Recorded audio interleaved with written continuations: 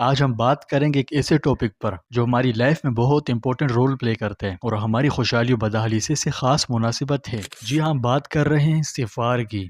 ویسے تو ہم سب ماسٹرز آف مسٹیکس ہیں، کبھی زبان پھسل جاتی ہے، زبان کا گناہ، کبھی نظر بھٹک جاتی ہے، لیکن مسئلہ تب ہوتا ہے جب ہم اپنی غلطیوں کو ہیبٹ بنا لیتے ہیں۔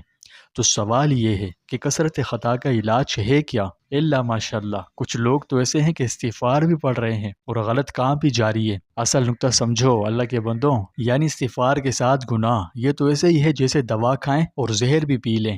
ارے بھائی، جیسا مرض ویسی دوا۔ اگر غلطیاں کثرت سے ہو رہی ہے، گناہوں پر بریک لگائیں۔ اگر نفس قابو میں نہیں آ رہا تو توبہ استغفار بھی کثرت سے کرنا ہوگا۔ ویسے آپ نے سنا ہوگا کہ بہترین خطا کار وہ ہیں جو کثیر التوبہ ہیں۔ اگر اسے میں اپنے الفاظ میں بیان کروں تو مراد اس سے وہ لوگ ہیں جن کی زبان پر استغفار کی فیکٹری لگی ہوتی ہے۔ لیکن یہاں ایک اہم نقطہ جو سمجھنا بہت ضروری ہے، حقیقت میں استغفار کیا ہے، توبہ کس چیز کا نام ہے؟ کیونکہ اکثر لوگ سمجھتے ہیں کہ بس استغفر اللہ پڑھ لیا اور کام ختم۔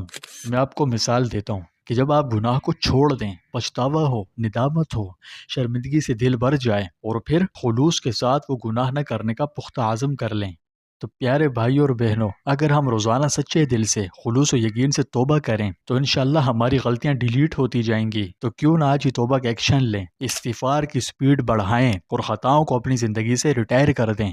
ویسے غلطی کرنا انسان کی فطرت ہے، لیکن اسے ہیبٹ بنانا یہ شیطان کی فطرت ہے۔ تو آج آپ نے کیا سیکھا؟ گناہوں کی رفتار کو بریک لگائیں اور استغفار کی سپیڈ بڑھا دیں۔